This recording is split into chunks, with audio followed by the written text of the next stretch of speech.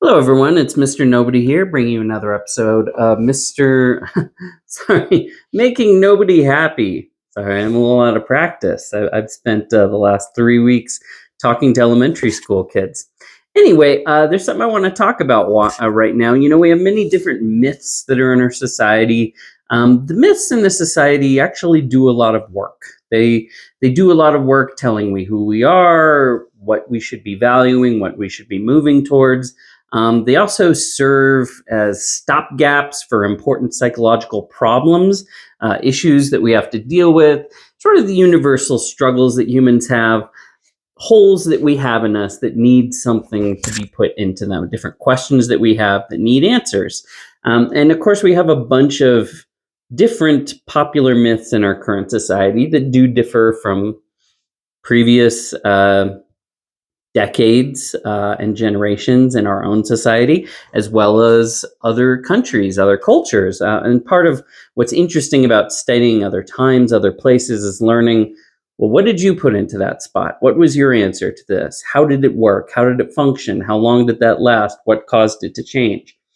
Anyway, the myth that I want to talk about today is the noble savage, which of course comes out of a certain post-Enlightenment period. Very much you see it romanticized, used as an idea. If you grew up when I grew up, you've probably seen the movie Pocahontas. It's certainly alive in that one, but in all sorts of places. And I'm not saying it's just something that we use in regard to like Native Americans or something. It is a larger myth than that. It has a certain place in our minds. It does a certain work, and that's what I want to talk about it. I would say that for us today, for a lot of people in our society, the noble savage is not just an affectation. It is a true, like, religious aspect of our belief system, and that a lot of people really need it. They need to believe in it. So I think a lot of people have to believe in the myth of the noble savage because it's this story, this particular mythology, that allows us to maintain a larger fiction or a larger narrative that guards and preserves some of the deep psychological needs of our hearts. There's something deep inside us that it protects, a different possible story, a nagging doubt, a yawning void that it protects us from and that it keeps us from falling into. And it has to fill that space and act as a wall lest the feared darkness that lies behind it takes its place. And we're not sure that we could survive that or what it would demand from us. So the need that I believe the myth of the noble savage fills is the need to believe that our situation, our existential situation, our pain, our guilt, our disappointment is not the fault of either the fundamental structure of the universe or of ourselves, but is the fault of someone else, something that happened to us along the way to here. That we want to believe that the world is good and that we, by our nature, are also good.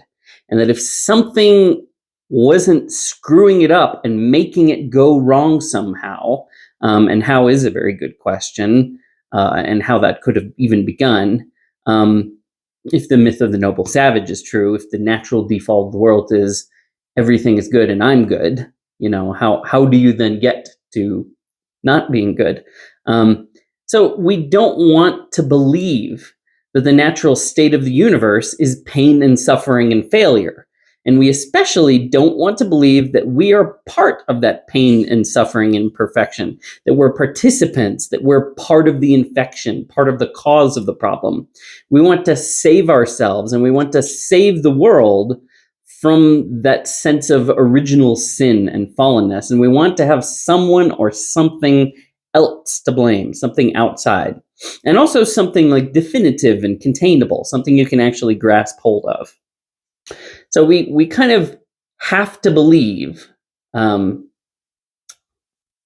the way that a lot of the modern mindset is set up, we have to believe that if we could just take away whatever it was that someone else is doing, that what would be left between us and the world would be beautiful and paradisical and happy. That if it wasn't just for this spoiler, I and the world would be in harmony. Everything would perfect. Everything would be great. I would be great. My relationship to the world would be great. If we could just remove the satanic influence of X, whoever or whatever it is that we happen to blame, then the garden would return to paradise and we could live in it whole and in peace. We want to believe that. But as I said, there's this satanic influence. There's a serpent in the garden. There's something that is spoiling it. And the serpents that we identify today in our modern mythology, they take many different forms. Corporations, capitalism, racism, white privilege, the government, religion, prejudice, bigotry, heteronormativity, the patriarchy, and inequality. Those are some popular serpents that you're likely to hear preached about from the pulpit. If you flip on the news today and just listen, you'll hear a lot of people pointing at those different serpents and saying, "There's the serpent in the garden. That's the thing that's ruined everything. That's what made the world go wrong. This is what is spoiling it for everybody." Now, if you search through enough channels, you might hear different lists, socialists, elites, anarchists, deviants, those might come up. The myth of the noble savage is a little more entrenched on the left than it is on the right. However, the left gives more credence generally to the utopian vision, that paradise is the natural birthright of all before it was stolen or denied by their list of villains. Man is born free but is found everywhere in chains. It's this idea of by nature, we're perfect, the world is perfect, everything is perfect. And yet somehow someone has managed to wreck that. As I said, again, how, if everyone and everything is good, is that possible? It's like, well, there was some satanic revolution. And here is the evil. Here is the essence of evil. It is these people. But as I said, that utopian sort of belief tends to be a little more common on the left than the right. The right rather seems often to argue that utopia, or as much of it as is possible, is basically already here. They tend to think that it's an illusion, that paradise is the default, failure and chaos are the real default. But if you try and compete sufficiently, if you take responsibility sufficiently, then success will be winnowed out of the chaff, and as much of paradise as we can get will emerge thanks to the market, which is essentially just competition to achieve positive outcomes. And so however much of paradise is actually possible, we're probably already achieving it through the process of our competition, struggle, and striving. That's sort of more the the right-wing vision. Some people would say, one is this is the more optimistic vision, one's the other more tragic vision. That is definitely how people like Thomas Sowell have characterized different political thinkers. And on one side, you have the side that says, if I only had a little more power to do this, I could fix this and everything would be perfect because there aren't any limits. There's a sort of limitless possibilities. And on the other side, it's like, here are the limits and we figure out how best to work within them. Anyway, and if you study personality theory, it really is clear why the left would take more to utopian visions. They're generally, as a group, very high in openness, more full of creativity and the belief in possibilities and open horizons. And the right is generally more conscientious and more concerned about the limits the world places on us and what we have to do to survive and succeed inside them. So I'm not by saying that making an endorsement of either mode of being. In a strict sense, conservatives are right about the world. It does have a certain nature, as well do people. Like the world is a certain sort of thing. It does have real limits. And to succeed, we need to learn to live within them. But we actually do also, we are ourselves limited in our ability to figure out what those are and figure out what our capacities truly are. So you really actually need the left to help you test what those limits actually are, and to prevent us from getting locked in too much into our habits and our assumptions, and the walls that we believe in exist. You do need some flexibility. You do need some innovation. Um, we do need hope. We need creativity. Um, and the situation we're in is always changing. So we need to have some flexibility to work with the changing terrain, and the left does help us with that, um, as well as to the right by preserving the knowledge that we have. But as I say, the situation changes. More opportunities might be available than we thought, and so the limits of possibility do need testing. We just need to be able to do that without risking what we've achieved, since we know that it wasn't easy to achieve and it's very easy to lose.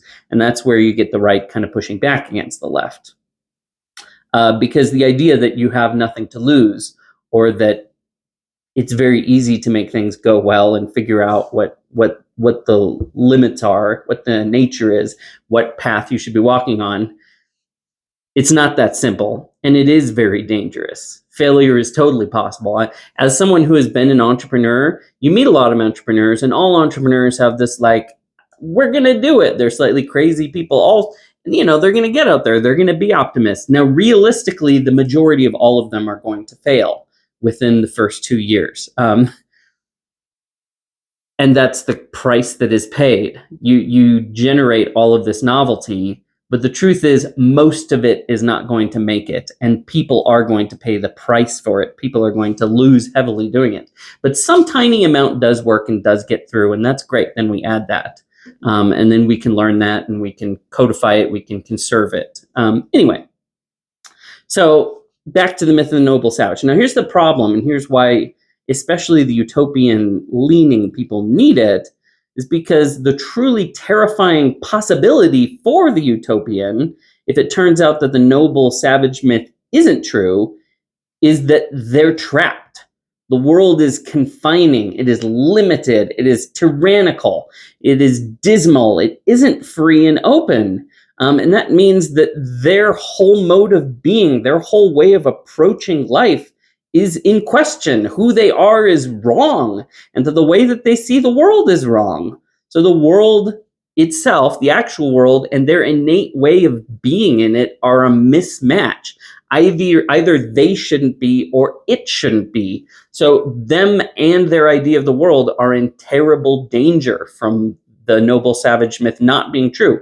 And these things would be in conflict. If the noble savage myth isn't true, then there's this huge conflict, and it can't all survive. Either the world's got to go, or these people who have the completely wrong idea about it have got to go. That's the emotional feeling. That's why I'm saying the need for it, it's partly intellectual, but it's also more of an existential and emotional factor too. If the world is like this, how can I live in it? How could such a terrible world exist? Or how could someone as seriously wrong about the world as me exist? Now, that is an awful problem to confront. So that is why, as I say, the noble savage myth actually performs some real serious psychological labor in our current culture, which is a very optimistic, everything's open, everything's possible sort of culture. And we shouldn't pretend that that isn't a serious concern, and that isn't an excellent basis for motivation and for pushing this idea. The utopians need to believe in the noble savage, and they therefore also have to believe in the existence of the spoiler, the enemy that ruins it all, for their whole vision of the world and of themselves to survive and to have value. So their place in the world and their ability to live with themselves and with the world depends on these beliefs in, as I said, this essential goodness of themselves and of the world, and the belief that somehow there is some satanic thing that wrecks it, and that if you could just find that thing and identify that thing and destroy that thing or change that thing or control it, then it would all be fixed. This Rousseau and some of those others say, if you could just take some kids away from their parents and give them to me, give me control, and I could make you perfect new generation. If I just had that kind of control, I could do it, and we'll develop the methods, that is the hope, that is the belief, and you have to believe there's someone getting in your way, and you have to believe it's possible. Anyway, so the problem is that there's not much hope for understanding between the different sides when they're trying to talk to it. So when people from the other side, from the constrained vision, as I said, Thomas Sowell calls it, tell those people, these utopians, to wake up and get real, and they act dismissively toward their most essential convictions and toward the project that defines their entire lives, that of removing that which prevents goodness from emerging. They say this is the utopians are like, this is what the good people are doing. We are trying to fix the thing that is fundamentally wrong with the world, and you are dismissing it, and you are getting in the way, and you're even protecting it and preserving some of these things. How could you do that? And then they realize, oh, it's because you are the Satan. You are on the side of Satan. And let's be honest, the realism of the right can be just as unrealistic as the left in its failure to consider possibility, its willingness to ignore the costs and the injustices and losses that do occur as part of the process of life. Like, those are real and they are painful. And so the right would say, yeah, but that's just a necessary part of things, and that's about as good as the world can get. Well, for one thing, A, they might not be right about it. It might be that something could be improved. And B, it doesn't change it can feel very callous. It doesn't change the emotional impact of it. It doesn't change the fact that it makes you seem like you're just on the side of pain and suffering. And that means they're just, well, then why should I listen to you if you're someone who doesn't care about this? Anyway, so, and smart people from the right would say, well, that isn't actually our attitude.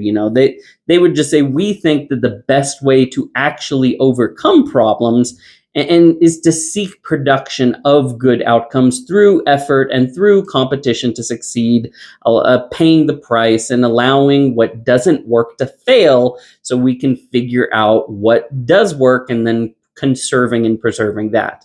But that doesn't mean that. But having said that, that doesn't mean nothing can be done about the collateral damage, that nothing can be done to abate some of the difficulties that we face in life, and that it isn't possible to make recovery and recuperation and new attempts possible for more people. Like, it doesn't have to just be you make one mistake and you die and you fail, and you're out of the gene pool. Like, maybe we can give some extra tries. Maybe there's something we can do that isn't what they imagine, this complete extreme, and in some cases is that extreme of, well, we're just going to try and prevent any sorting of differential outcomes or placing any value on differential outcomes. We won't let anything bad fail. We won't let anything really good succeed that much. We'll just try to level it all out and fight the very processes that have actually gained us everything that we have and that keep us alive. So, as I said, I'm a dad. I've said this before. I'm a dad, and it's easy for me to think that I'm actually saving my kids when I make them do something they don't want to do. Now, that probably sounds weird to some people, but that's something about my dad brain. And I've seen dads do some crazy things, like riding on a motorcycle with a baby. And you might say, that's insane. Or trying to get a baby to surf, and then you see him fall off in the waves. I saw that earlier today. It's very funny. You see these hilarious things. But there's something in my dad brain that actually makes me think, well, you know what? From my perspective, I'm actually helping them. I'm actually throwing them against stuff and testing them and calling forth things from within them, their ability to survive, their hidden strengths. Whereas someone else might think, well, I'm saving them by protecting them from those sorts of risks. I'm saving them by preventing them from being tested or from suffering in these ways. Whereas I might say, yeah, on the playground, I did a bunch of playground monitoring recently, and I realized very quickly that there was a different attitude and approach between the other playground monitors, who are women, and myself, and it had a lot to do with the rules. And of course, they want everyone to be able to play and for everyone to be able to have fun and for things to go pretty well. And as part of that, because they know what can disrupt that, they've placed a lot of limits on the play and what you can do, where you can go, what kind of games you can play. And I just realized my attitude was like, well, I don't really care that much, and my feeling is like, so they get hurt. It's like, but you got hurt in the pursuit of trying to do something really crazy and impressive and fun. Like, wow, look what those kids managed to do when all six of them work together to try and push a single swing. It creates some really impressive outcomes. And something in my brain says, that's worth it. I'm willing to run that risk. Or sure, you can run across the rocks, and maybe if you fall, you learn something about it. Or maybe if you run down this pathway where you can't really see what's in front of you, you clonk into someone. And it's like, yeah, that's bad. We'll deal with it if it happens. But you know what? You learn a lesson from it. I find it unusually. It's much easier for me psychologically to make that bargain than it is for some other people. And that's just personality difference. You're coming at things from different angles. And the question is, well, who's right?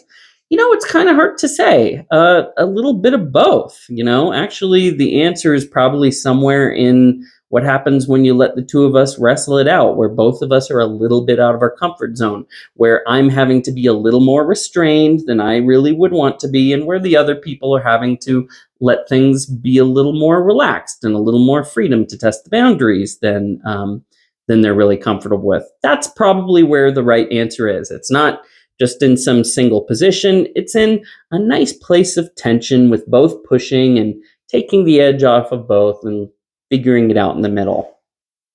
But, someone could look at a dad throwing his kids up in the air or saying, yeah, why don't you climb that? Even when the kid is scared and is like, oh, I don't think I can do it. I don't think I want to do it. And they're like, no, do it. You should do it. Go for it. Anyway, so why are you putting your kids in danger? Why did you just allow your 5-year-old to climb to the top of that tree? They could get seriously, genuinely hurt coming down.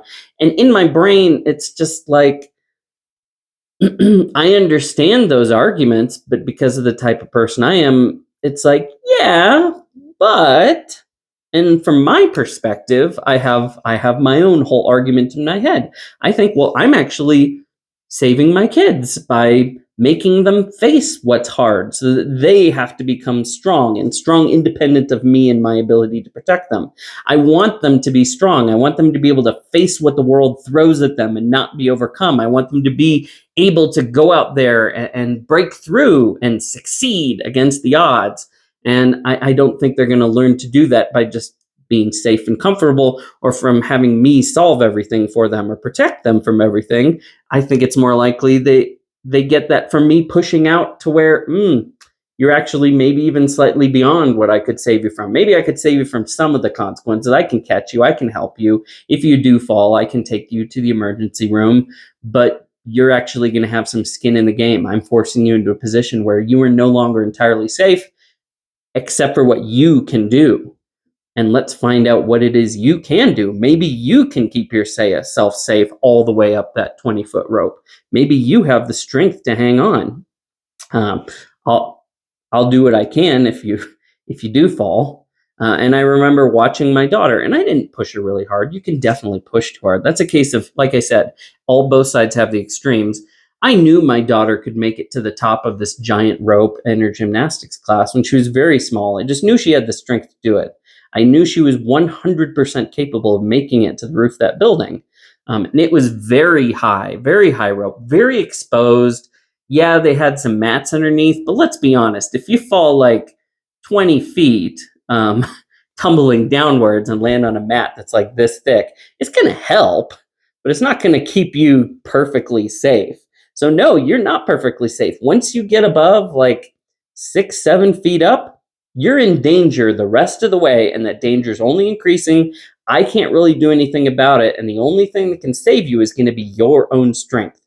And I tried not to push her, but I did tell her, I was like, I could tell you went up about a third of the way and you looked around, you saw just how high you were and you came down. And I said, I know you could go higher than that. I didn't tell her she had to. I just said, I know you're strong enough to make it to the top. I know you can also climb down one hand at a time. And I just said, next time you do it. Just do two more reaches. That's all. Just do two more if you feel comfortable with that.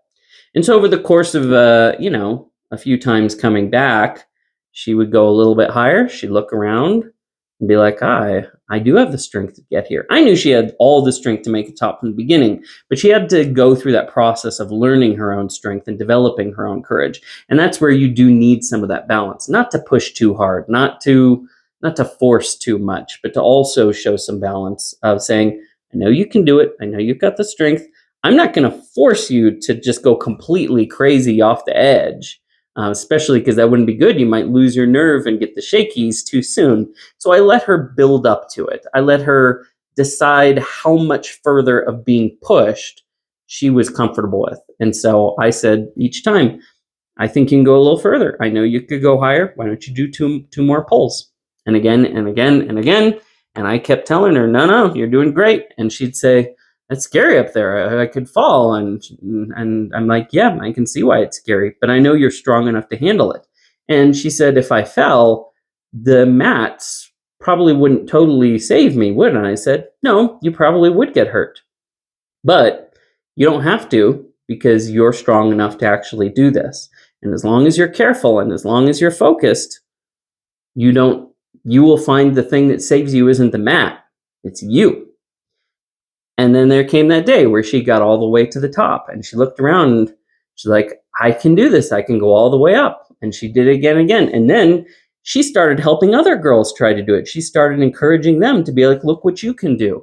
Saying, here, I'll hold the rope to make it steadier while you climb these first bits and get used to it. And hey, it's okay. Hey, yeah, you could go a little further, and encouraging them. And so that's a case where giving someone a little strength, pushing someone a little, can not only just make them better and them stronger, it can actually start spreading strength to other people. And of course, there's a horrible version of that too, where it is dangerous, pushing too hard, demanding too much, abusive, too willing to say, fine, you fall, I don't care. Kick them in the pool, let's see if you swim. And if you don't, well, that's fine. That's not necessarily a great way to do things. Everybody needs to find the balanced version of the thing that they are. So that's my sort of pitch, trying to pitch you the nice version of like, here's why we're not just being jerks. We're not just being dangerous. We're not just endangering your children. Those of us who feel this instinctive, I don't care that as much about safety. It's not that we don't care about them. It's that there's a different vision of where safety comes from. Does safety come from conditions outside of you, or does safety come from the inside, from capability? And also, what do you believe develops that? Do you develop that strength and that security by building up higher and higher walls around you that will last forever and guard you through your whole life? Or do you build it up by becoming yourself a kind of dangerous person who can hold the world at bay? And I just find for myself, sure, I want to protect my daughters. Who wouldn't? Of course, I seeing bad things happen to them is terrifyingly hard on me. But that's part of why I want to make them strong. That's part of why I want to make them capable. That's part of why I don't want them to be too safe or feel too safe, because I don't want them to be naive. I want them to discover their own strength. I want them to understand that the world is a dangerous and scary place, but not be afraid of that, because I can't make the entire world safe. That's a crazy thing to try and do. Maybe we can improve some things. Like I said, that's where the left can help out. Maybe we can make things better. Maybe there can be more chances. Maybe we can make it so when people fall down, there are more chances to get up, but still make it possible for people to fall down, because we cannot turn the world into this perfectly safe place, nor would it be good for us. It would make less of us. But as I said, I want to be honest with my kids. The world is this way. The world is dangerous. The world is difficult. The world's going to throw stuff at you don't like. The world is not in your control. You're a very tiny person in an extremely large world that is not really that concerned about you. But that doesn't mean you have to feel helpless and vulnerable and terrified. We are going to discover your own strength by facing these things. And like I say, sometimes developing that strength means facing the world, not as how we wish it was, um, but by it the way it is, with warts and all, with difficulties and all, looking into that and saying, well, I'm going to do what needs to be done. Whether I like it, whether this is what I want or not, I have the capability to do what needs to be done, and I will forge my way through this. And of course, I, as the sort of person I am, I feel that I'm perfectly justified and correct in that belief. I believe that the best information available shows that it's indeed a necessary and excellent pathway to success in life.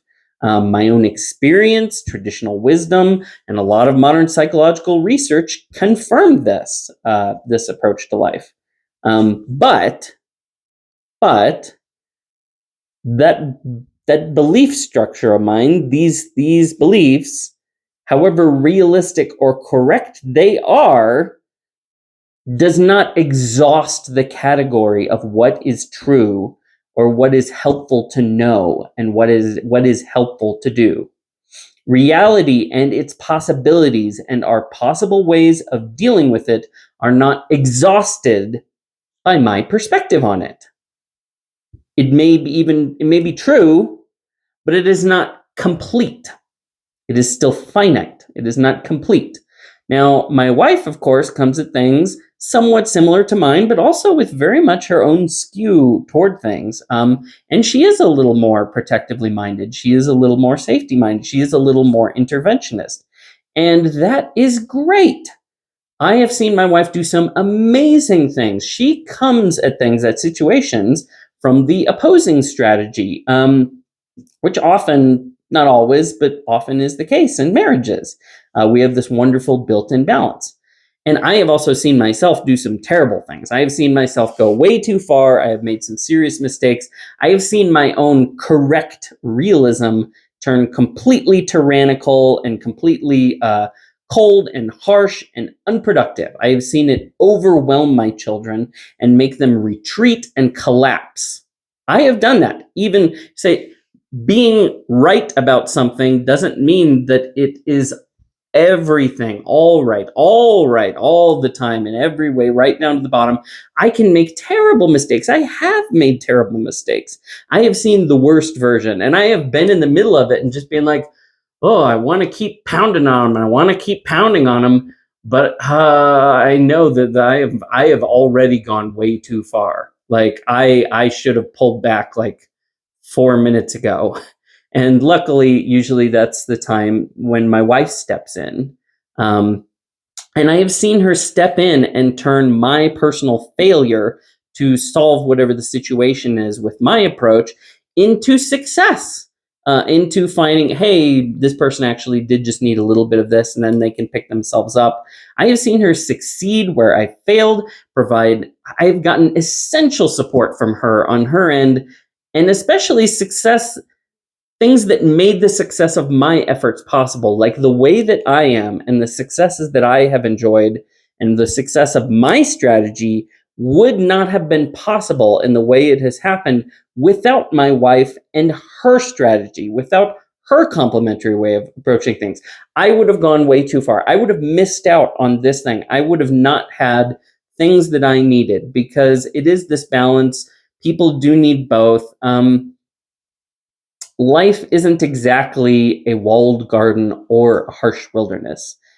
It's a little bit of both. And so we need to carry a bit of them both with us. We need to keep our wits about us wherever we end up. And so if I just had my survivalist mentality of making my girls think all the time, you're out there fighting for your life against the world. Yeah, that for one thing, I don't think they'd be as good at it if it weren't for the fact that my wife is there saying, the world is a good place. Come close. Let me help you. Let me comfort you. Let me listen to you. And then, of course, all of her comfort wouldn't all be that useful if they didn't have this other person saying, don't just listen to yourself and your needs. It's time to listen to the world. What is the world demanding from us? What is needed? What am I not hearing that I need to hear? What am I not doing that I need to do? Um, it's this wonderful balance. It's this wonderful walking back and forth. We can live in the wilderness partly because we have this walled garden. The walled garden can continue to exist because we are able to go out into the wilderness and get what we need from it. And really, we have the same ends. In many ways, my wife and I aren't really that different. I prefer to lead with confrontation, and then once my children are willing to listen and to submit to learning, then I'll switch into softness and encouragement and remonstration. Now that they're back on the right track, they're in the right place, now that they've accepted the creative destruction of failure, we're ready to start building towards something good. And then I'll be gathering the men under the wings and say, okay, let's figure this out. You're really great. All right, let's think together. Let's work together. I know you're listening to. I know you heard what needed to be heard from the outside, and now I'm ready to comfort you and build you back up. Now, my wife, she has many of the same goals. She just does them the other way around. She first prefers to create a soft and inviting place, a safe environment, and then tries to work from that pleasing and conserving space toward venturing forth toward where the kids need to go. So really, a lot of the time we're doing the exact same things. We're just doing them in reverse order. And when we don't understand each other well, it's because, well, we're walking at the wrong moments. You don't see the other side. You see the person, how can you do that thing first? Or how can you hit that thing so much harder than this thing? And it's like, well, that's not how I do things. Whereas if you look at the whole approach, you realize, oh, actually, we both do really want the same things. We come at them somewhat differently. Sometimes we need to switch out because, doing this thing first didn't work. Let's see if you can run it the other way around. And instead of just trying to play good cop, bad cop myself, I can actually switch with another person, which is really a lot easier. And someone who isn't already frustrated and has some fresh eyes and can take a go at it. And then maybe depending on that's going, maybe we can switch around again, and we can toss the ball back and forth. We can try and find the balance. And with the kids together, we can both build them up and care for them and draw them close, and at the same time push them forward and say, you go, you get out there, you do what you need to do. Okay, listen to the wisdom. We can do all the things that need to be done. And so that is my answer to the question, which approach is actually the best? Is it this utopian? Is it this skeptical, unoptimistic approach? Is it left? Is it right? Is it mothers? Is it fathers? The answer to which approach is actually best is both. Obviously, sometimes you definitely need one. Sometimes you need a balance. Sometimes you need the other. Sometimes one just won't work and you need to switch tactics. And it's often hard to tell which strategy is called for in which situation. So you either need two different people or two different parties who can offer both of them and who can trade off and who support one another. Or if you're trying to do that on your own, you at least need to be aware of your own potential value. You need to be aware of the potential value of both and what you might be missing out on, what you need to develop. It's very hard to be all things in one person, but if you don't have a second party against which to be balanced, you at least need to be aware of what you're potentially missing. You need to see, okay, here's what I'm like, here's what I'm contributing, here's what I'm probably missing. How can I try to incorporate that? How can I learn to recognize when the way that I am is not working well and is going too far and is becoming the pathological version of itself? And you need to at least make an effort towards that. But it's especially, it is easier when you do have other people to do it. And that's what we've been given. That's the world. These sort of parties, just on like a political level, they just seem to emerge. These instincts, these two different visions of the world, they seem to just be an emergent feature in humanity because they seem to be necessary. And so they seem to be designed into us, that you will get people who are lean more this way and have that conscientiousness, and who, or take this strategy, and these people have this creativity and openness, and then lean towards that strategy. We're provided with those. Why? Because actually we really do need both of them. It's just a funny thing about life. And this comes down to why I actually called this page, this Making Nobody Happy, because it was this realization of the schizophrenic nature of life. Life just isn't simple. Life demands that you be a little schizophrenic. When I look at human nature, I say, boy, human nature is a little schizophrenic. It isn't just one thing. It seems to have been, by necessity, divided into at least a couple different things that are at odds with one another. Where a glance at them, you'd say, these things. How do these things work together? How are these things ever supposed to work together? How are these things not supposed to spend the rest of eternity fighting against each other? And the answer is, well, maybe that's the idea. And even within the personality spectrum within humanity, it's like, holy cow, why do we have this constantly emerging, patterns of, like your big five or whatever? And why do they all seem to cluster into these larger superclusters that will inevitably be at odds with each other? Well, it's because life, the nature of life, the nature of the world, if you want to actually succeed in it and be the most succeeding thing, which is what humans are, you have to be a little bit schizophrenic. I'm reminded of an IKEA manual that got a lot of laughs, and it said, when assembling this piece of furniture, it is best to be two people, which is a funny way of putting it. Obviously, there's some translation errors there, but you know what? It does make a certain point. When you're trying to put together something really difficult and useful and complex, it's best to be two people, one.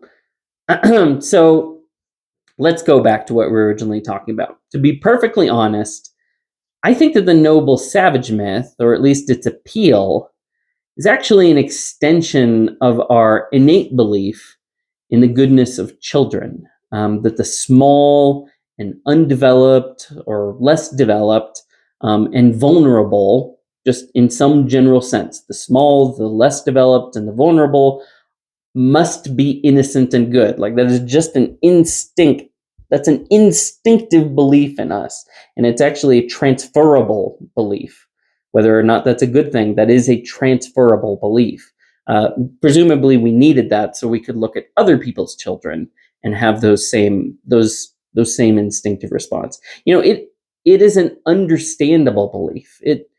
It's a useful belief. Maybe it's even a completely necessary belief to have this innate belief in the goodness of children.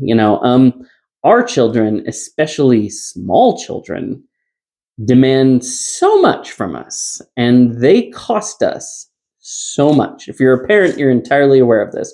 When they are small, they scream at us and they cry at us and they scourge our ears with their demands. And they are often incredibly hard to understand or to please. So what keeps you going through that kind of abuse and difficulty and just bloody-mindedness? What on earth would keep you going through that?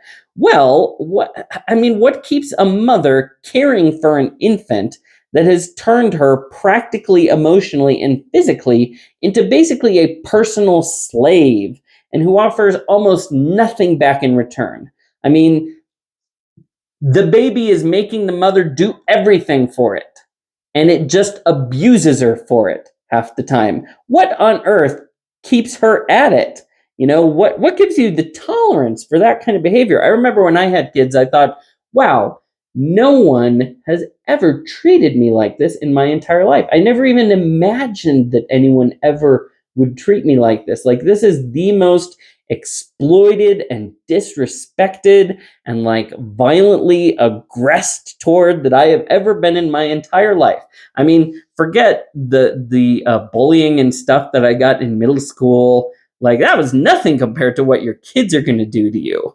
You are going to experience things from them you never imagined people would ever do to you, unless you've been in some seriously insane situations. Um, and yet, while they're treating us like this, at least other people don't expect us to like them. Babies and children treat us like this and then expect you to basically worship them and do everything for them and protect them and give them all your resources and be their own personal little slaves. Like, what on earth makes that possible? What gives us the tolerance for that kind of behavior? Well, I would say the answer is innate positive delusion. Seriously, now, to some degree, we have this just positive delusion, this craziness about our own kids, this essential conviction in our hearts, despite the evidence, that our child is fundamentally good. Despite all appearances, despite the fact they haven't done anything for you to demonstrate it, and in fact are demanding so much of you and often being terrible toward you, we just have this deep conviction that despite all the evidence to the contrary and no positive evidence, that our child is just fundamentally good and is going and will just naturally develop toward the expression of that goodness. That, oh, as long as nothing gets in the way, as long as I can care for them, we can only meet their needs and provide them with a secure environment that protects them and provides for them, they're going to grow into something wonderful. Because of course they are. This is just something that is built into our brains. And it's a good thing, actually. Like I said, the problem is, as I say, it's transferable, and you need to be aware that it's in there. Like, it is important that we realize we actually have this thing, and that we start to realize where we're dislocating and applying it, and where it makes sense and where it doesn't make sense, where it's true and where it isn't true, and where it's serving a purpose and where it's actually being abused.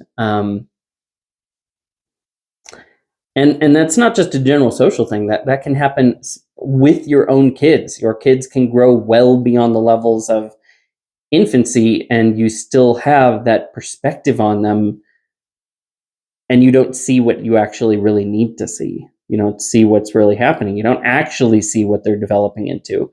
People often feel this way, this innate positive delusion toward their kids, even when those kids have grown far beyond infancy, far beyond the reasonability of those suspensions of judgment, far beyond the use of that kind of extreme positive prejudice.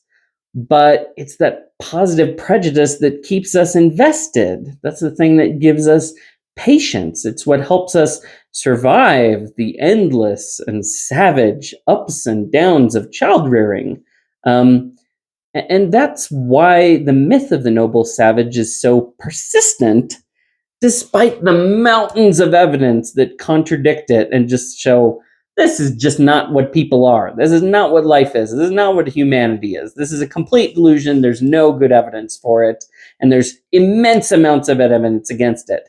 Our minds are already accustomed to maintaining this kind of delusion about things that we see as incipient, despite everything that our children put us through. It's this thing, it keeps us from tossing our kids out the window every day. So it's a very tenacious kind of delusion. It's a very powerful thing. And we're already used to maintaining it, as I said, despite the lack of positive evidence and despite all of the evidence against it.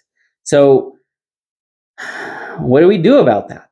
We can't just change that about us. That seems to be something innate to us, this parental instinct, at least.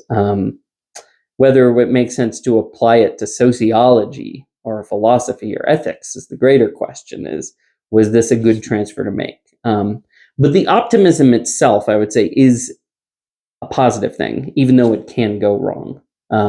That optimism is what is going to get you through what your child is going to put you through. And just humanity in general. Humanity is going to be tough. And if you didn't have some optimism about it, it'd be hard to live in the world, and it'd be hard to live with people. And you might get that temptation to say, let's just destroy the world. Let's wipe it out. Let's just destroy people. They're all the worst things. We need that a little bit of, we actually do need some of that positive delusion. Um, you know, Imagine if you had real future knowledge of the worst moments of your child's adult life or lack of an adult life, it would be very hard to face and do what you need to do in the present. I mean, in some ways, it's a burden to not see the worst things that they're going to do when you have to face the immediate task of what you need to do, which is caring for them and also putting up with them, especially when they're young. We need to believe in our children. We need to believe in humanity, to some degree. We don't need to be completely deluded about it, but we need to believe and have some optimism in order to face these things. And considering everything that we put into kids and how precious they are to us, we also need to believe that the world isn't just some absolutely terrible, horrible, devouring place that we're bringing to. That would fill us with despair. We'd say, well, how can I have kids? The world is just going to eat them. All I'm doing is creating the opportunity for more pain, and pain that will strike me especially because it'll be to the person dearest to me who I least want to suffer it. So we want this illusion, as I said, that both says, my child is inevitably going to be good. I should be optimistic about it. It's totally going to be worth it. It's not going to be terrible. It's not going to be betrayed. I'm not raising, a monster who will someday abuse me and other people or be awful. We want to have that positive delusion. Same thing with the world. I want to have this positive delusion that I'm not just bringing a child into a world of pain and torture and suffering. What kind of monster would you be to do that? So we have, as I said, this psychological need for this myth. We need to believe that if we can just keep the wolves at bay, that our child will be good and the world will be good to them. If we cannot believe that the world is a good place in some sense, then it is cruel to bring an innocent child into it. If we cannot believe in our child as a good person, then it's cruel to the world to bring your child into it. So the noble savage myth is just the optimistic the optimistic prejudice toward children writ large across time, across social or technological development. As I said, even mothers of grown adults, even mothers of criminals, can have a very hard time accepting the imperfections and dangers of their own children. They simply can't believe it, because believing it would contradict everything that they gave their life to and sacrificed for and suffered for. The assumptions they had that made them able to make those necessary sacrifices. So how do you deal with that? You can't accept it because it would contradict everything that you were and everything that you did. It would invalidate it. It would mean, oh my gosh, I was completely wrong, or the world was completely wrong, or my child was completely wrong, and your brain can't handle that. So, what do you do with that? You think, well, I'm going to keep believing it, and think, well, someone spoiled it. It's not their fault. Or maybe they're good, but maybe the world isn't, or maybe they are and the world is, but someone's come in and wrecked it. Someone is doing an injustice. Someone is stealing the outcomes. Someone is spoiling things. Someone is to blame. They can't believe that it's their baby that's to blame. So the truth is, it's very hard as a parent, as a perfectly reasonable parent, not to do this kind of thing. My own father is particularly loath to admit that his daughter, my sister, ever did wrong or was anything other than wonderful. Deep down, I think he knows better, but he's never let that stop him from at least saying it. Like I said, deep down, I think he knew it wasn't true. He totally pushed back on her and would discipline her when she was younger as she needed. He knew that at the time that she actually did do some things that weren't great. Luckily, now that she's grown up, you can forget the bad stuff that happened. You can hang on to the good stuff. And we have that natural positive prejudice in us. Even with just childbirth, they've shown women have a very hard time remembering the pain of childbirth.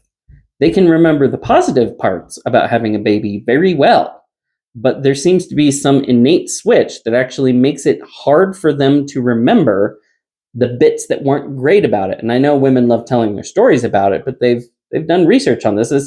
And of course, why not? You're doing a difficult and dangerous thing. So, of course, there's going to be some natural positive prejudice in there to help you remember the positive outcome more easily and help you forget the difficult things you had to go through more easily. And even as you're raising a kid, we take pictures, we take videos, we preserve these moments. It's almost never like your child acting like a jerk or throwing a tantrum. I took a few videos personally of my daughters when they were throwing tantrums, just very short ones, just to be like, this is so I don't forget, because I know I'm probably going to. I'll have a vague notion, but I'll remember all these happy moments and all these things. And I won't remember all the struggles we went through in between all those moments. Those will pass. And that's fine. That's fine to let the bad stuff be buried. But I wanted to just keep it as a little keepsake to be like, when you have kids, just so you know, when you're bigger, look what you were like. I haven't completely let it go. Maybe that says something about me. Maybe there's something messed up about me for thinking that way. But as I said, as parents, we kind of have this. We really have a positive prejudice. Like I said about my dad, he clearly has a very strong prejudice and even a desire to have a blind spot when it comes to his daughter. It's clearly what he wants to believe.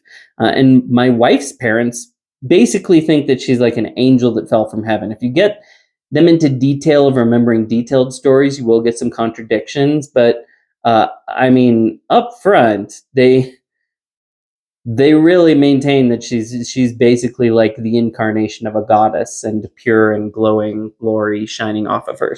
And I mean, yeah, my wife is wonderful. Probably in comparison to most people, she is very close to divine. But as someone who knows her well myself, and her parents, I know, must know her just as well from raising her, they must know that she is far from an angel. But there is some real utility um, in believing the best of people and of the world. There's some real utility in approaching people and the world in that way. You may help that positive possibility to grow into being. I mean, that's one of the funny things, including about optimistic people. They don't just all fail. For some of them, that optimism gives birth to amazing things. And the fact that they were optimistic about it is one of the things that made it happen. You might succeed in providing just the right opportunity for some new beauty and goodness to flourish by just believing that it was possible, that it was there, even when it couldn't be seen. On the other hand, you might be blindly naive and fail to appreciate the real internal and external dangers before you and fail to respond to and confront them. You might enable when you should have resisted and believed when you should have questioned. You might have set a sheep among the wolves or the wolves wolf among the sheep. Because although it is beautiful and kind and correct and useful to be optimistic like that, to have that positive delusion, although it does capture a kind of fundamental reality, as I said earlier, your optimistic belief, your way of thinking of the world and approaching the world does not exhaust reality. It does not capture all of what could be true. And that means there is a fundamental flaw in it, just like there is a fundamental flaw in the realism, the skeptical realism that I was talking about earlier. That optimism doesn't describe or cover all the possibilities of being or of necessary actions that you might need to take. It's good, but it also is inadequate. There is a non-zero possibility that your child could be an absolute bastard and super awful, and that your tolerance and positive prejudice toward them could enable that or even cause it. That's an unfortunate thing that sadly also has to be recognized, tragic as that is. So, useful as it might be, and as much as we might tell it to ourselves about our children, or by extension about all children, or by even further extension, the whole human race, the myth of the noble savage is simply that. It's a myth, it's a story, and it's not the whole story. And in some cases, it is an outright false story. And maintaining it might actually harm the object that you're trying to protect, ourselves and our children, or whoever it is that you're treating like children by invoking this way of thinking about the world. You might be harming them by treating them like something less than real, mature, capable humans who are complex and fallible moral agents who have responsibilities and choices and awareness. Like, you may be harming the person you're treating like a child by treating them like a child. You may be underdeveloping them. You may be failing to stop them from doing things they really needed to be stopped doing. You may not be calling them on things they desperately needed to be called on. You may not be giving them the opportunity to be treated like what they truly are, because you've allowed this myth of the noble savage to let you overlay this conception onto people who it truly does not fit. Now, refusing to face and confront the real dangers of the world, and also the real dangers that our children or the people we see as children can themselves present to the world. Refusing to face that and confront that doesn't actually do anyone any favors. Like, just pretending the world isn't a dangerous place and couldn't harm you, that's not really ultimately being nice. Pretending that the people, the children, or the child people you're looking at and thinking, oh, they're not really dangerous, they don't really understand, they don't have any choices, they can never be wrong, they don't have real human and moral agency, they couldn't develop. That you're not really ultimately helping them by playing them false in that way. In many ways, it actually makes the dangers that are potential more likely. You're making those people weak, unprepared, confused. They'll get frustrated and bitter when they get disappointed, when they actually get out in the world and find out, oh, the world wasn't how I expected, and people aren't treating me like the wonderful person that I was sure I was. I was sure I was great. I was sure the world was great. Holy cow, that is not what I am getting back. That can make you turn frightened, angry, resentful. As I said, bitter and disappointed. It can make life traumatic because you experience something so much at odds to what your beliefs were and expectations were that it just traumatizes you, because there's nothing in you that is prepared to accept that. And there's nothing so traumatic as finding out the world and even yourself is something far, far different and far, far worse than you had ever believed. That can kick the whole life out of you. That can knock your entire mental structure out from under you if you're truly unprepared for it. If you've never been inoculated against it by a little harsh realism so that you actually know how to integrate and overcome that. If you've just lived in the bubble, the first tiny little pathogen is going to ravage you. Now, that doesn't mean, oh, well, then I'm going to just dump you into a cesspit. But maybe it means actually there should be some inoculation. Maybe we can do it carefully. But if you don't get any of that inoculation, you're going to get killed by anything and everything. Sometimes you need the knowledge that neither you nor the world is perfect, and that you shouldn't expect things to behave like they are. And if you have no other explanations when things do go badly, you're going to be endlessly searching for those spoilers. I know that I was great. I know that the world was great, and yet things didn't go the way I expected. So what happened? In order to preserve that, I have to find the person that ruined it. And your life will become this succession of blame and trying to pin guilt, endlessly searching for those spoilers, those enemies that are somehow ruining the perfect system and trying to stamp them out. And you'll see them in contrast to yourself and your world, whoever it is you identify it as unutterably evil and unjust, and you will be willing to do anything to remove them because they are wrecking the whole world. They are satanic. But the problem is, people often do go through this. They say, we found the people that are wrecking everything. And maybe they get everyone on board and say, all right, we're going to destroy them. And maybe you do destroy them. Unfortunately, if you've noticed, there is no utopia. Well, how much do you think all those previous attempts went? How well do you think they went? Did everything become perfect? When the one thing was stamped out, when we finally beat this, when we overcame that, did all of life become this paradise? Or did it keep being difficult and keep being problematic? Because maybe that is just the nature of the world and also the nature of ourselves. Well, then what are you going to do with that? You have somewhere like France where it's like, we killed all the royalists, and yet everything isn't perfect. So maybe we got to widen our net a little bit and kill a few more people. Oh, well, that didn't quite solve the problem. So maybe we should widen the net a little more and try killing a few more people. And that didn't work. So maybe it was the fault of the first people who did the killing. So maybe we'll kill those people who thought they were fixing things. We'll try killing them. And it just creates this endless cycle because you're trying to find something that you basically are never going to find. This sort of perfect villain that is so encapsulated that if I just could knock that over, everything would be perfect.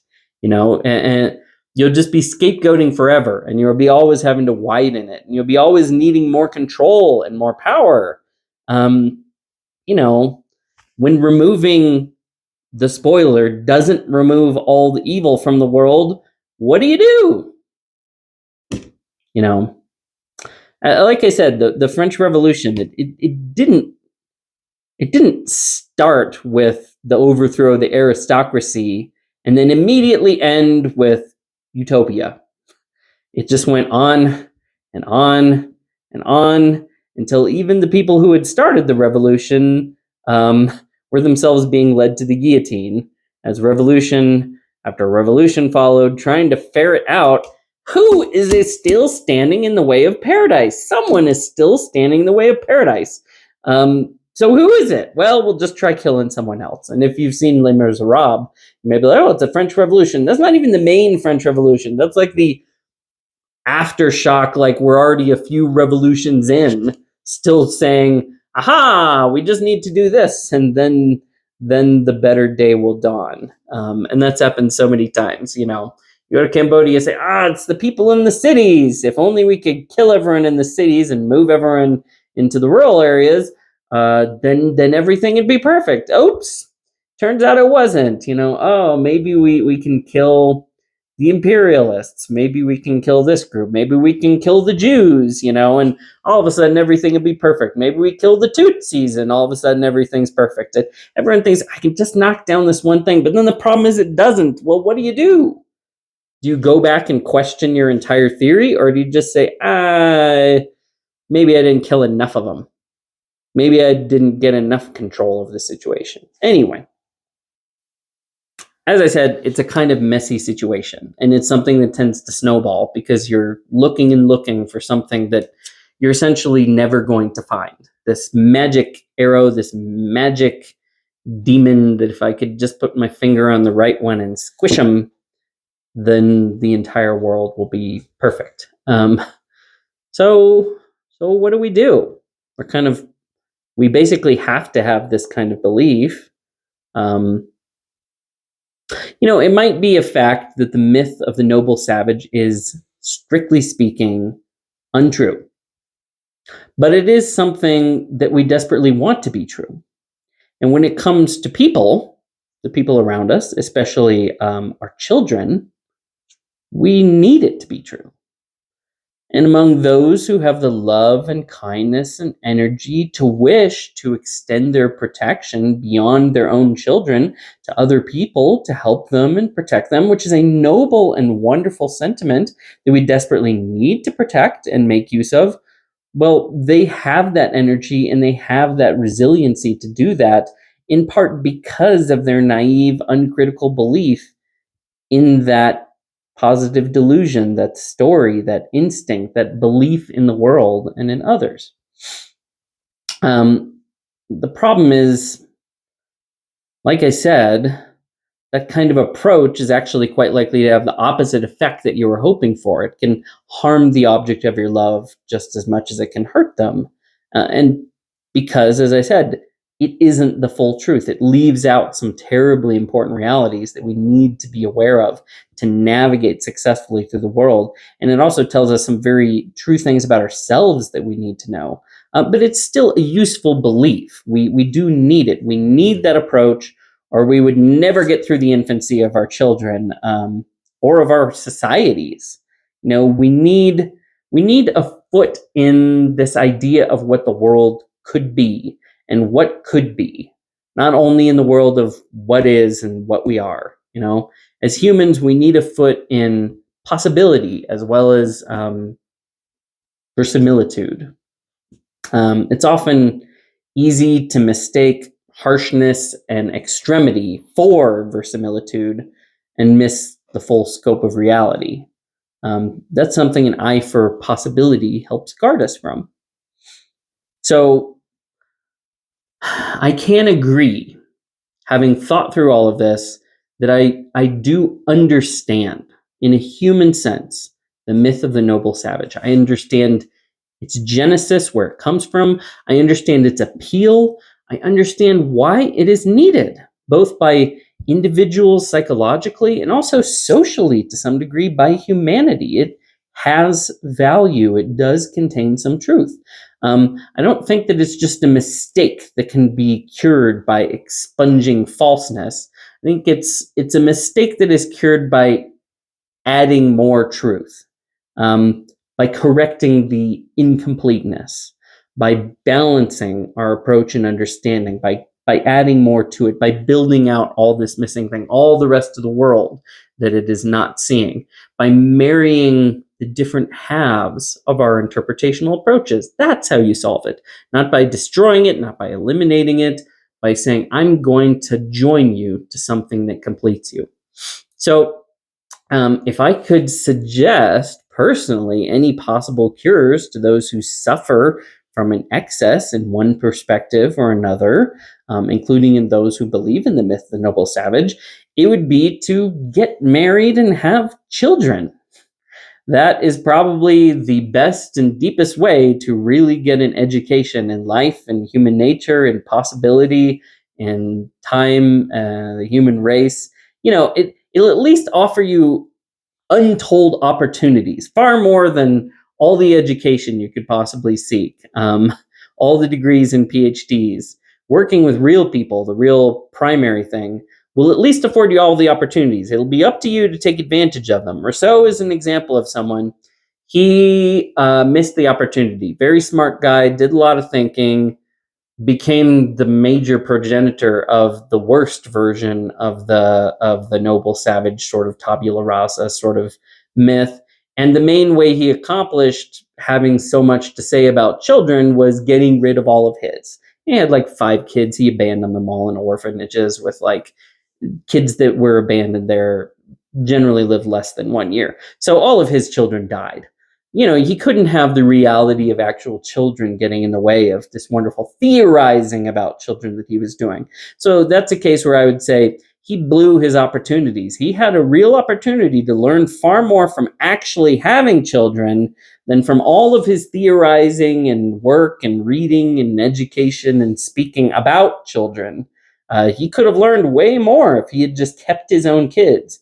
And then maybe he wouldn't have made some of the mistakes that he did and gone to some of the excesses he did, because his own experience and his own children would have corrected them. But unfortunately, can't really go back in time and fix that.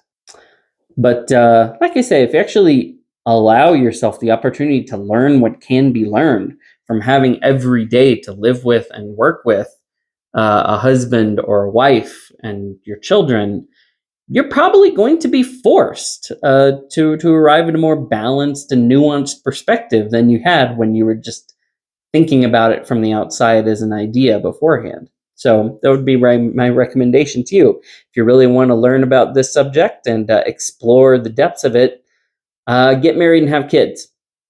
Now, if that seems, you know, too unlikely or too costly, or that's just not really in the cards right now as a solution to solving this problem, especially on a whole societal level.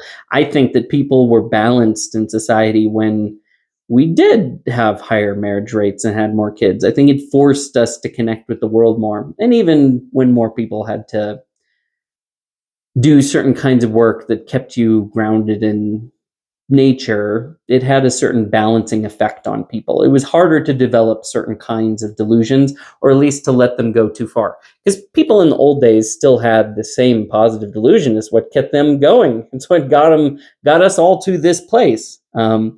But they had the things it was working against, and that kept it from being in check. And then part of the problem is, well, we've now removed a lot of the stuff that optimism was meant to be working against.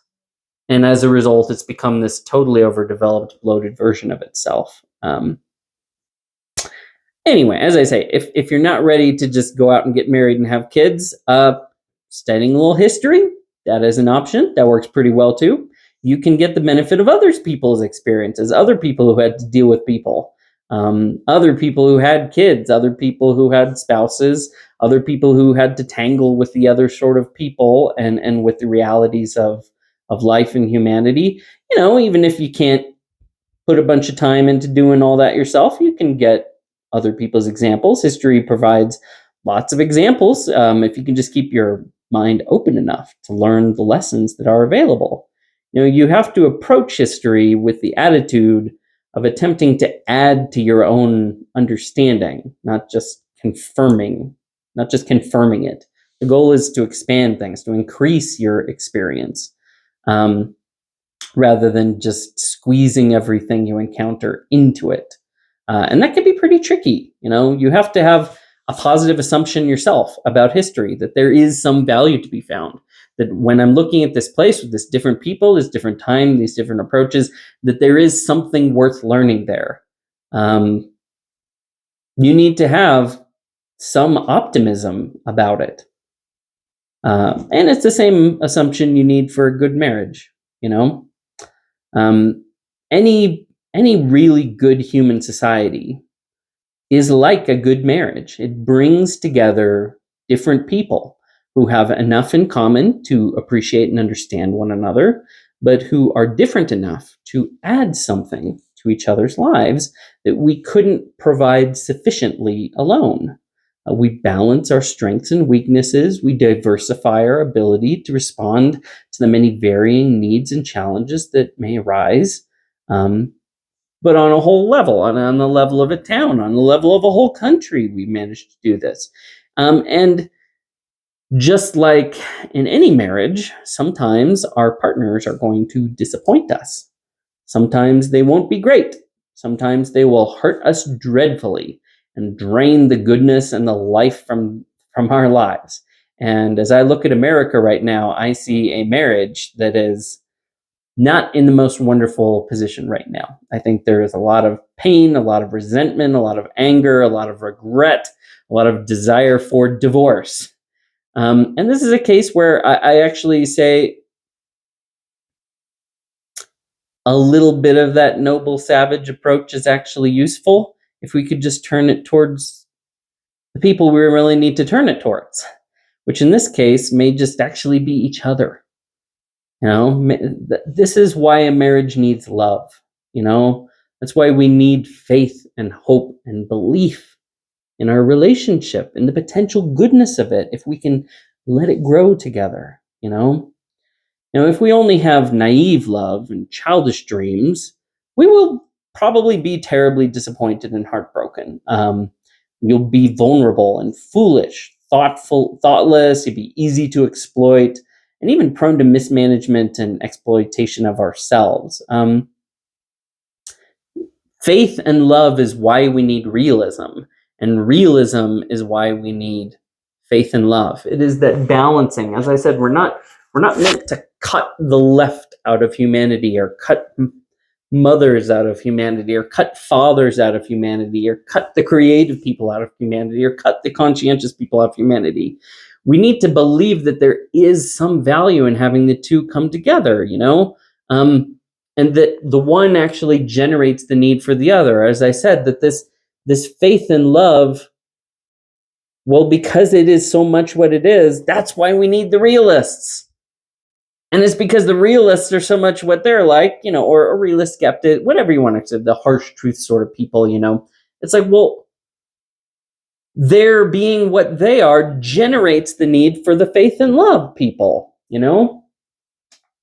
The left is the reason we need the right, and the right is the reason we need the left. Men are the reason we need women, and women are the reason we need men. We deeply need each other. We generate by our own being, by our own uniqueness, the need for the other thing. Life is this wonderful thing. Life isn't a static system that you just set in motion and that you just iterate on. It is a living dynamic. It is contradictions and possibility, limitations and opportunity, understanding and imagination, comfort, and well, what would be the opposite of comfort? Risk, caution and adventure, comfort and challenge, yin and yang, anima and animus. That's what life is. Life is these things. It's a dialogue between the world as it is and the world as it could be. That's what history is. We need of the myth of the noble savage, and we need to grow beyond it and know more than it. We need to understand where it comes from and where it is leading us, because we can't quite believe in it and we can't quite give it up. This idea needs to have a home, and it needs a better home than our culture is currently giving it. And I hope that we can find it. Okay, now that's pretty much all I had to say. I've said way too much already, so hopefully you've already checked out by now, or checked out like an hour ago. I thought this would be like 20 minutes. I thought this would be really short. Somehow it ended up going much longer than I expected. But there is one last thing I do want to talk about, because it sort of popped up into my mind just as I was saying the word, about contrasting realism with that sort of optimism, as if one were fundamentally false or the other one were unequivocally true. I don't really like that term realism. I do think it's a misnomer, because people often point to things that are real dark and gritty and edgelord, and are like, those things are more real, as if only harsh realities and not pleasant ones were real, which is terribly reductive. That is completely false. Wonderful things are also true. Terrible things are true. It's more the exclusion that isn't true. But as I said, people often, when they say by realism, they really mean negativity, or skepticism. I couldn't really think of a good term to use instead of realism. And I needed something to use to sort of represent that viewpoint. And I think that is actually how it would represent itself. People who come from that perspective would say, well, I am just being realistic. That's my thing. You're being naive, and I'm seeing the truth, And even people who are deep in the depths of despair, and see nothing but the bad, and let's be honest, that is totally wrong. That is a very narrow view of the world. Believe that they're seeing, I am seeing reality, and then they kill themselves because they say, oh, that's the only thing I can see. That is the truth. That is the deep truth. It's like, no, it really isn't. But that is how you feel. There is a tangibility to negativity that can make it seem more real than positive things, even when it isn't. I think that's partly because we have to be a little more on our guard against one, because as someone once said, you could only be a little bit more happy, but you could be a lot more dead, and it only takes a little bit of something really bad to destroy a whole lot of good stuff. And so we have a differential sensitivity to these things. And so things that are negative can seem more tangible to us because we have a certain prejudice towards taking them more seriously. Um, anyway, but that's I do think that people who come from this other perspective, I say, would sort of see themselves as realists, as harsh realists. That this is a competitive, confrontational approach. It's less nice, it's less agreeable, but it's more honest. It's pragmatic instead of idealistic. It takes the world as it is, not how we wish it was. It doesn't tell you any pleasant lies, especially as a counterpoint to the noble savage myth. I couldn't really think of a better term for this perspective than realism. Obviously, in ideologies, nature red in tooth and claw is the historic counterpoint to the noble savage myth. Your Hobbes versus Rousseau. And I think it's just as naive and limited in its own way. It is also its own kind of extreme. Both positions are kind of naive and limited and unrealistic in their own way. That was really part of my point. We But there is this problem of language for describing it. We know what it is, and we have terms to describe it when a mother or a father, just a parent, is excessively positive about their child and they want to protect them and they think they can do no wrong. We know about mama bears, but what do you call a dad who deliberately cajoles and pushes their hesitant kid off the diving board, or tells them how to punch back the next time a bully tries to mess with them? I mean, what do you describe that in terms that aren't basically judging it from the other side negatively? In particular, what language do we have to talk about it?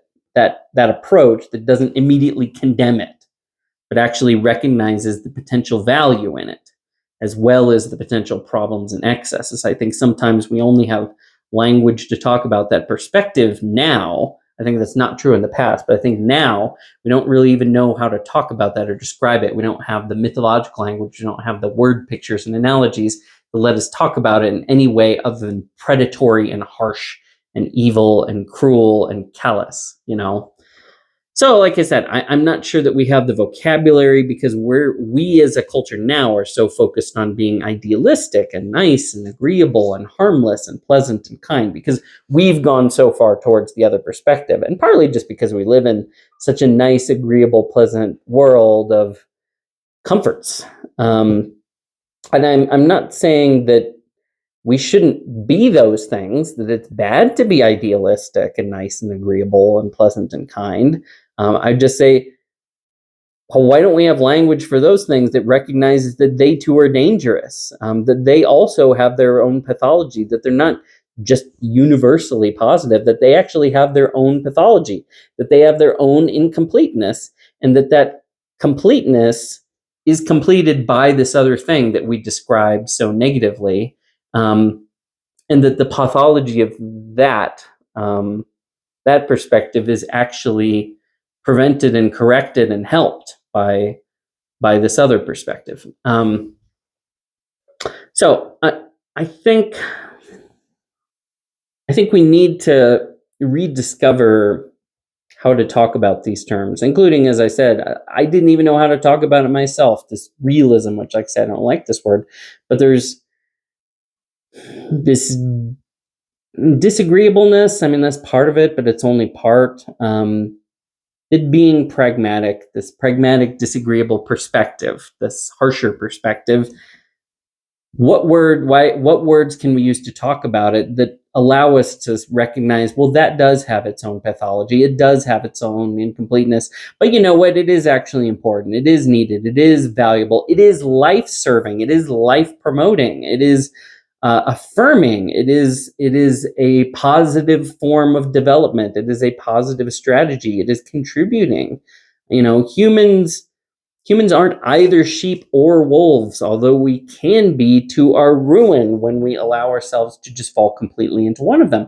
Our power as humans is being an omnivore, being in the middle. We're a little bit of both. We're a little bit of sheep and we're a little bit of wolves. And the easiest way to ruin us is by trying to cut one side or the other completely out of us. Um, and I think it's very important that we have the language and we have the imagery, that we have the mental mythology to help us see the value in realism, and to see the danger in idealism. We would not, as I said, have both of these instincts and both of these viewpoints persisting across all time and across all cultures if they weren't both fundamentally necessary and if they didn't both have important truths to them. And we wouldn't need both of them if either of them were complete and sufficient, and didn't need a counterbalance or a watchdog to protect them from becoming pathological. We wouldn't have men if women could do everything that men do. We wouldn't have men if women could do everything men can do. We wouldn't keep finding right-wingers and left-wingers everywhere if we didn't actually require two hands to climb to the highest heights. So I'll leave it to you to think about that. How can we start talking about these things differently in a way that reminds us there's danger in this positive thing without just throwing the baby out with the bathwater? And while also saying there's value in this thing that is not what I default towards, while not just saying be everything. How do we find that balance? How do we craft a mythology about both of them? How do we adjust them? How do we put them into their proper places? How do we raise up one kind of cult and goddess without also raising the opposing cult that basically makes the two work together? Maybe I'm getting a little too mythological now. But this is a lot of the architecture of the human mind and what makes the insides of people work and what makes a society work. And once you learn to see it, you start seeing it everywhere. You start seeing, oh, there's the myth of the noble savage being used over there. That's why that person said that way. There it is over there. There it is over there. Here's someone coming from the completely other perspective, and that's why they're approaching things this way. And that's why this person hates this person. That's why this person thinks that person is the devil, because they see them as endangering their utopia. Or this person thinks that person is being a complete naive idiot and putting you in terrible danger by not recognizing the necessary realities. So when you start realizing that these are actually the myths that make up the landscape of the modern mind, once you've identified them, you will start to see them everywhere. And realize that you need to take some time to think about how you're going to think about them, how you're going to respond to them, what terms you're going to use to think about them or respond to them, so that you can figure out how to make the best use of them and not let them make use of you. And that's all for today. See you next time.